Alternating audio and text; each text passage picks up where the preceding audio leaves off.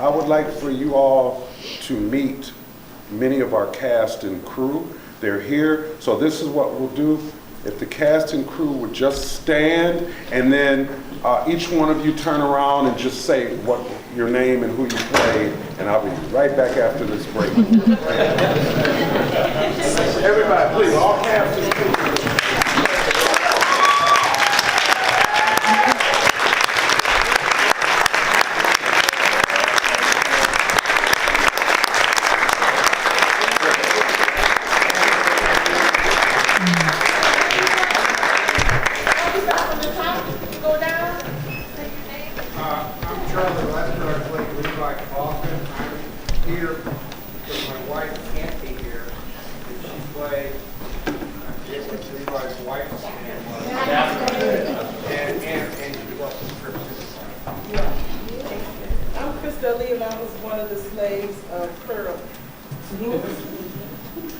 I'm and I played WG, the slave trader.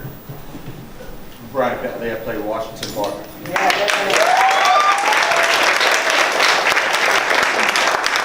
Carl Herrick, I played the Reverend John Terry. I played Matthew Barker. Misty M. Jump, and I played Lou Barker. I am Lionel Children, and I played Henry Bibb. Leonard Well. Reverend Cable. Don Slosher played Lester Stevens. I'm Rich Blaze. I was the prop master, stunt master, and my lines ended up on the cutting room floor.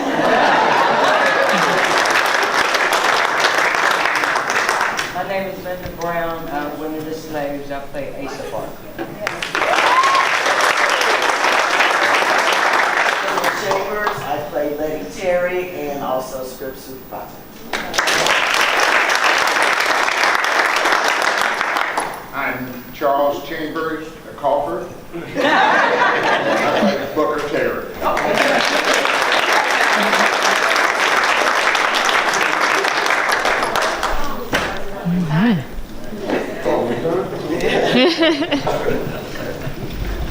Now, I'm relieved now. This is no pressure. I don't mean from that. I didn't mean from that. I mean, you know, as an artist, and I'm a pure artist, you know, at 55, 57 years old, I decided to go back to school and get my master's degree in film. Now, I was the oldest thing in our department, and it was very, very challenging, you know, some of the coursework and some of the stuff going on up in central Michigan. But I persevered because, again, I think now it makes sense when I say I was channeled, that we all were. That this isn't the kind of story that, you know, we see $400 million movies that flop all the time. And so there was something special and magical about this story, and that's what happened.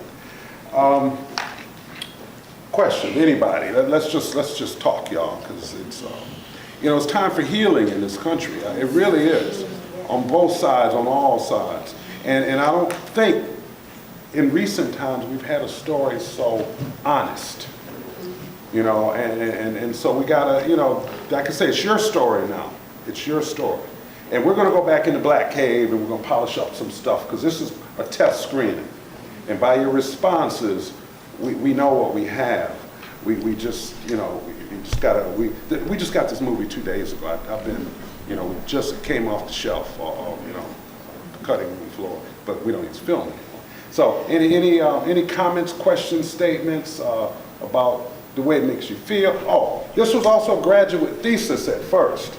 This is like camaraderie. These are, you know, just the same way we made this movie, Butch and Marianne and everybody, this was a network. It was a network. And so my thesis, my plan was, or hypothesis was, when people leave this movie, they might be feeling okay. Because it, you know, it's not the separatism constantly. Of course, there's the stuff that went on with slavery. but it shows a rare glimpse into what people can do when we can put down the foolishness if we want to, from both sides. So, I'm done. Talk to me so we can just talk about the movie. Now, we can analyze this movie. You guys, it's rare that you get a chance to be critics at a film. Usually you go to a theater, you see a trailer, you spend your money, and you get pimped.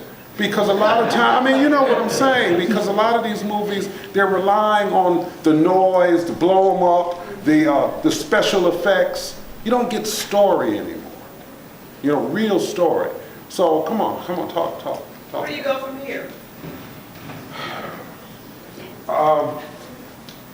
Now I start the PR and the marketing phase of the movie. We're going to go back in and make some adjustments with some stuff. Like if you remember when Colored John Terry was running through the woods going to find the group, you could hear his footsteps. You know, we're going to mic somebody and get the footsteps timed properly. We just didn't have a chance to do that. There's some other little Photoshop things that we want to do. But other than that, I'd like for this film to be used in schools across the country to open up dialogue. High schools, universities, colleges, middle schools. I mean, the little ones, yeah, you know, they don't get it. They need some adult guidance. But that's one part of the journey. I'd like for it to be in some theaters, especially like during Black History Month, because it's an epic, but you know, it's really not up to me. Again, it's up to you guys what happens to this movie. It really is. And then where do I go? I'll start my next movie. You know, and the next one, till I'm an old man. Too old, I'm old now, but when I get real old, then I'm gonna write children's books. That's what I do. But yeah, that's it. Talk about the characters. Did any of the characters move any of you? Any of the scenes? When Tilly slapped her, Yeah. I was thinking slap her. So when it happened, my response was like laughter and shock because I was thinking, oh my God, I was thinking the same thing. So, you know, it was kind of like get a hold of yourself. But why? Let's go a little deeper. Why were you thinking slap her? Well, I thought help her get her under control. You know, because everybody was in the same, a lot of them were in the same situation. But it was if there wasn't time to freak out. It just wasn't time. Business had to be taken care of. And Tilly was kind of that look, stay focused kind of character. Like when she put the gun in between them two, that was powerful to me too. Because she helped them stay focused on the whole reason why they were doing it. Okay, good, thank you. Can I piggyback on what she was saying? One of the things is what she was saying could cause dissent. So it was important to shut her up. Have to, because when we do negative talking is contagious. So they had to shut her up because the rest of the group begins to figure out. So I was excited about that. Okay, good. We'll come back, 1, 2, 3. Yes, ma'am. At the same time, you had to feel compassion for her because she said, Good point. this is all I have and it's gone. You know, but all of them lost all they had. It But was time go to ahead. get away from the situation. Even though through the loss, it was time to get away from the situation. It was time to come together and make a difference about where they had come from. It was time. I could have been what was her name? Tilly. I could have been the Tilly in that. I think I would have did some way before they got to the money. Okay. But can I interject something on that? We all deal with pain and death and suffering differently. Okay, now I understand Tilly had to take a grip on it, but you said that you understood where, was it Letty, Nettie, what was it, Letty or Nettie? I always get that name confused. Letty. I empathize with her too, because I remember when my mother died of cancer, I fell apart. While some of my friends, when their mother or father died, they were strong. But you know, we all had, but yeah, Tilly had to handle it. She had to handle business. Okay. Mary Ann, and then I'll come up here. I just thought the thing was all or nothing was brought out well throughout the whole movie. And when he said, you know, we're going to prepare for freedom or we're going to die trying, you know, you're going to give up your life because we're going to have freedom. So they couldn't think of anything else but that. The comment, if you didn't hear it in the back, was the theme "All or Nothing" was brought out well in the movie.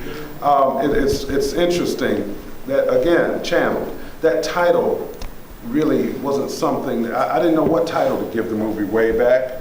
And we heard everything from Shaking the Shackles to, I mean, you know, kind of, you know, and it was all good, but again, the gods, I'll say the gods sent us what we needed, and that title applied to everybody in there, from Fairfield to,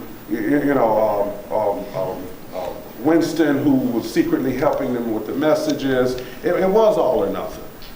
Yes. I just like to say about the gods. We filmed in 4 states in 2 weeks. Not one drop of rain. The entire, except for the funeral scene with the baby. That was one drop, really. It was just a drop. Yeah. And it was perfect for that scene. So yes, we were smiled on that whole time. For sure. That's a good point. Lionel? Yeah, I just wanted to say, I had the opportunity there with Charles watching that scene with Tilly. Speak louder. Project. I said I had the opportunity there with Charles filming that scene with Tilly, you know, on the outside watching that scene develop. And every take was just, I was jumping back. Every take was so powerful. And I knew that was going to be such a pivotal scene in the film. And she was really slapping too. I saw that 5, 6, 7, 8. I mean, slap came all the way from back here. Just, we did give a lot of chances. Oh my God, it's so powerful. But you know, I would have to think for you it would be hard which which one of those scenes to put in there, which take, because every take was beautiful. Well, thank you. I'll give credit to Ben Devine, our editor. He's in Dayton, Ohio. Ben is a mastermind, and this was a hard movie to edit because we had so many characters involved, and I wanted to give you a rich sense of how many people it took to make this real escape take place at over 300 miles. And we traveled the route that is recorded by Diana and Betty, and did we do good? Yes. And I got to hear from you guys, because I was so worried I wanted to please you. I really did, because they did 20, 30, 40 years of research on this one story. You know, and research, many of you know about school and grad school, and research is tedious. And so, I'm glad. I'm very glad. Yes, ma'am. It's one thing to research, and it's another thing to write it, but it's a whole different thing to see it. Yeah. Well, this was free. There's buds for you. Because, really, I'm serious. Yes, ma'am. I'm one of those people who, if I like the movie, I think about the second one. I know that's not even out yet, but the part that stuck out to me was the fact that they had 9 kids taken away from them. Is there anything in history that the kids were ever reunited with their parents? Well, guess what? That is part of the fictional part of the story. Right. Okay? And so, if I were to do anything, I would not do a sequel, because we're going to leave this one alone, guys. This is our story. This is what they gave us. But what I might do is write a novella. Okay, 100, 150-page book, 200, doesn't matter. And delve into the depth of the characters, because that could be fun. And I've been talking about it, thinking about it. But at 59 years old, man, it takes 2-3 years to make these stories. I got a bunch of stories to tell. So we'll see what happens. Yeah, yes. I'm researching John Hatfield right now. Okay. And he would make a wonderful story because Levi Coffin mentions him, but nobody's ever done primary research about the man. Who was he? How did he get there? And, he got to Canada finally after helping a lot of people. And then he ends up dying in Australia of tuberculosis. You never would have thought this man, he goes to Canada and the weather's so lousy, and he's got TB, and then he goes to Boston to catch the ship. And then he ends up dying in Australia. And there's all kinds of Hatfields that are in Australia. And, and his brother, who I didn't even know about, he also was an abolitionist, and he was in Pittsburgh. And from his children, they went out west to LA, and their last name was Chandler. And one of them sang with the Fisk Jubilee Singers. Chandler, well, I've heard the name Chandler. And another one became a famous minister that was in Canada and Detroit. I mean, it's amazing. And these people didn't even know that they were related to each other. Keep this in mind, how expensive these stories are to make. Okay, please. I mean, because I hear your passion. Tell, you know. But here's the thing: we got lucky. Well, again, it's the gods. We had two of our gods are Marianne and Butch because they own one of the properties where many of the slaves escaped from. And without that, and then the other is the Dinsmore homestead. Without those facilities, we would not have been able to recreate financially the period. We're talking 1850. You know, Hollywood builds these sets. That's why they spend so much money on them, not just why. But so for me, unless someone comes to me and says, here's X amount of dollars to make another period piece, I'm coming up to 2017 where I can do some, you know, cool stuff. Now another person, Rich Glaze. Rich was our period expert. And Rich was on set all the time telling us, you know, what could work, what couldn't. And if you're a critic, you can look and you can see some things that maybe need some photoshopping. But as lay audience members, all you want to do is be moved. I say me too. Moved by the story. All the rest of the stuff, because you know we can get beautiful cinematography, but if the story sucks, it sucks. Right. Okay, so you know that's that. But now I hear your passion, but I don't know where to go with that because just you know, any kind of period story is just so crowdsourcing. Oh, we tried that. This is our crowd. Yes, Dan. I really love the music. The vocal ensemble pieces doing the spirituals was very powerful. That Keep On Moving, was that a semi-composed? Deborah, speak loudly and talk about the song. He's 69, but he recently got his PhD, and he was just ready with his piece because all of those were original arrangements from the 1980s to present, but that movement song he created for the movie. And he started his own singer everywhere. He conducts in chorales throughout churches in Detroit. And it was all original, so he was in the moment. This was his time to shine. I wanted to know, while I got my feet planted, is there anything that anybody would have liked to have seen different? Yeah. Yeah. We'll start from top and go down. I thought the first couple of scenes were maybe a little too short to get really into the movie, and they didn't quite have the same musical. Music is really important to me in a movie, and so they didn't draw me in yet until some of that started, and then there was the cornfield scene where the music just got, and I wanted more.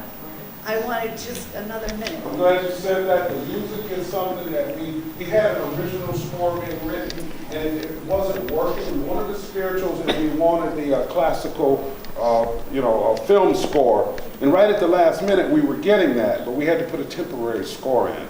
And so we're going to go back but you know, this is where I wanted you guys to see it. It was time to birth this thing. Otherwise, the universe was changing, and it might not have gotten made.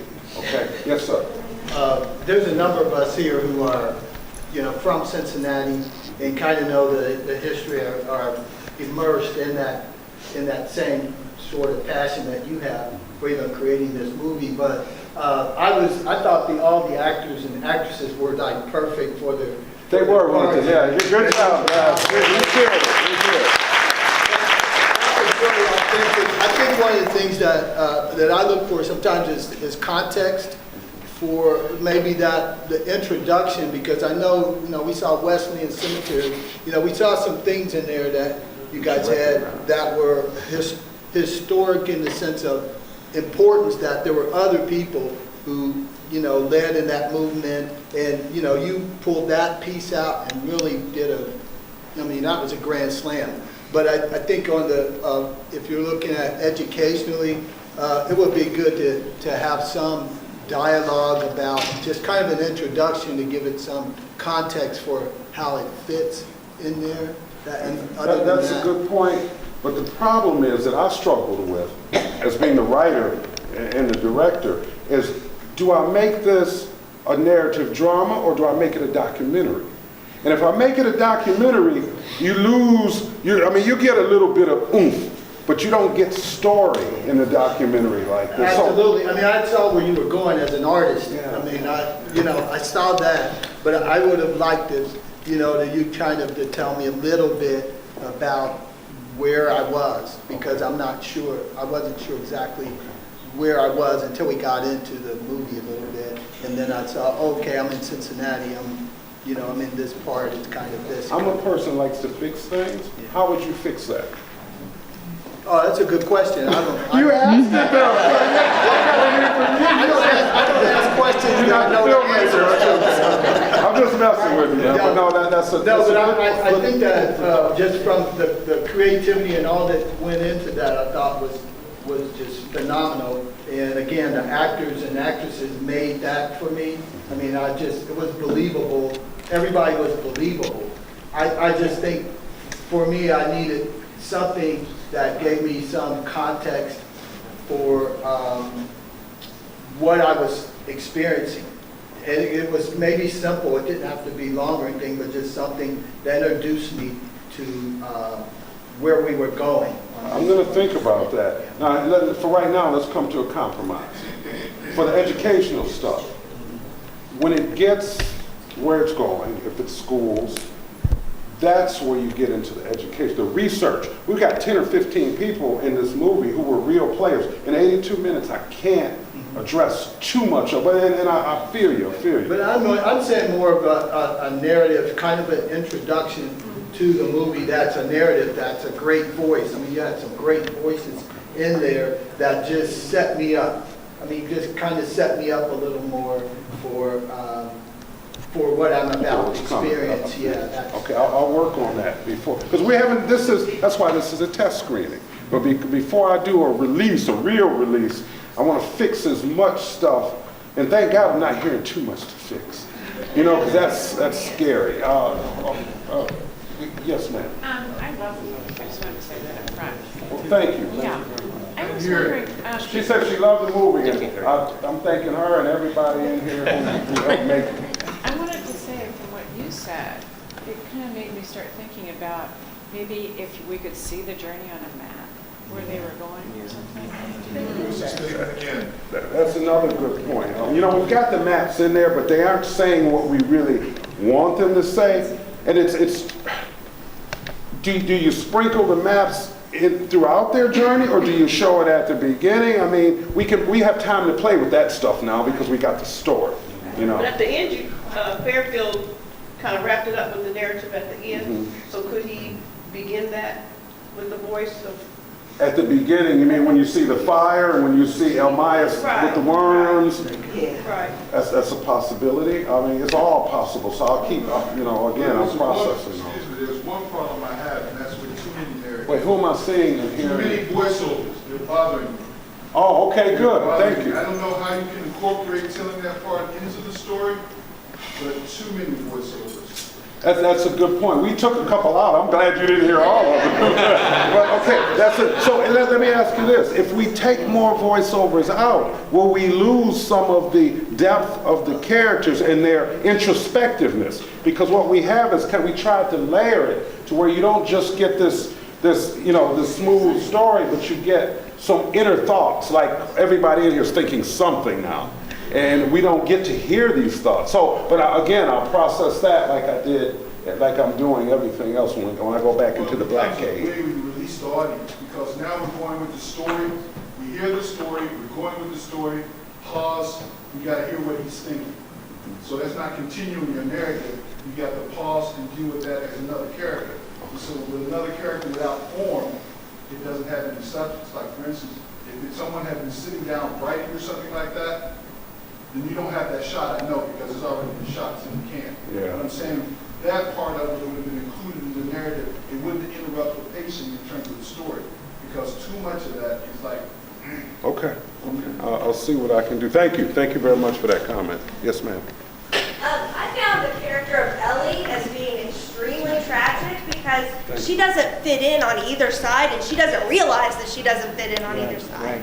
So I kind of wanted to know what happened to her after this story, or what was going to become of her, and so forth. So was she a real character, an actual character, or a fictional? Ellie was a fictional character, but think about this, guys, and this is the kind of conversation that's critical. How do you think many mixed race people feel? Okay? I mean, because I know, they're stared at. When you see a white woman, a little half-black kid, everybody kind of, this kind of thing. When we see, not all of us, but what I'm saying is, we don't realize some of the energy we give off to other humans, and why? Why? And if we were talking about what's the president? What was his name? Sally Hemings or Thomas Jefferson. If we were talking about Jefferson, it's all good. But we see a black man with a white woman, or a white girl with a black man. You see these mixed race kids, and you can feel the energy. Just like I'm a black man, I can feel the energy when I walk into a building. And a lot of times the energy is just, I don't even exist. And we have to all look in the mirror and say, are we projecting these types of stereotypes and energy onto the rest of the world? And if we are, it's up to us as individuals to work on self. For lack of better words. A lot of times in slavery movies, you kind of figure out where you actually came from. If we will all come together and actually look at ourselves, and we will figure out that we didn't all come from any one nationality. You mean the human race? Human race. Human race. And we will probably get along better if I and she will look at ourselves and say, hey, we might be blood kin, because it's a possibility that we're all related some kind of way. And if we saw enough of that, they will really figure it out. We'd all figure it out. That we don't have any reason to dislike Mary or Sue or Jane. We don't have any reason for that. We're blood somewhere down the line. We're blood. One thing I think we have a problem with as a human race is that we've got this economic thing going on. You got a bunch of poor folks. I don't care what race they are. You got a bunch of poor folks where usually it's the whites out in the country, it's the blacks in the city, in the suburb. I mean in the urban area, but rural, urban. But the problem is you get, people are fighting over crabs in the barrel theory concept.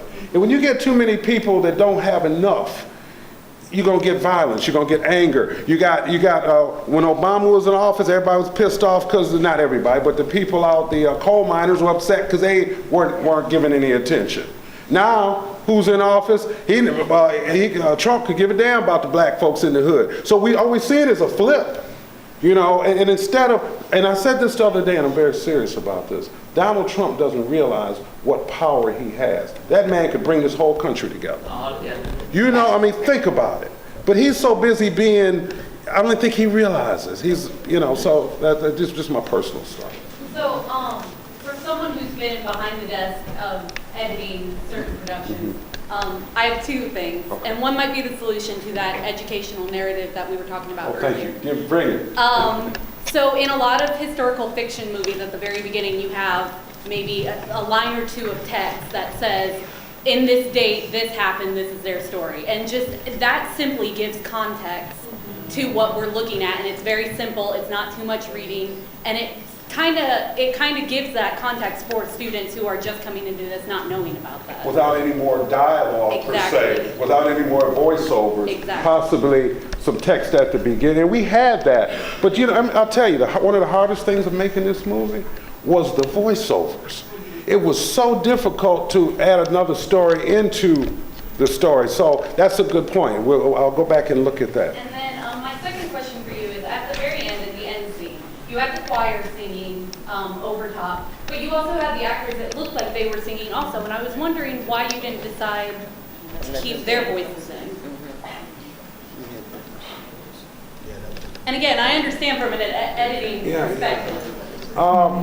When I hired someone to write the music, we had already sang, because I had the actors singing, and we sang 3 or 4 songs. So, matter of fact, Christelle, where is she? Is she still here? Would you stand up, please? You know what I always ask you to do.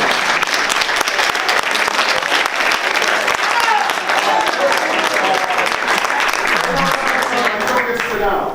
Come on, give me one of the songs that you guys sang originally. Just belt it out. Sing for me, mama. You said original? Yeah, one of the original ones. The one. I want the one you trailer. sang for the trailer, yeah. Trailer. Who else was singing with you? Not on the trailer. Oh, okay, come on, Christelle, don't sing it. We're having fun. Yeah, Okay, y'all repeat after me.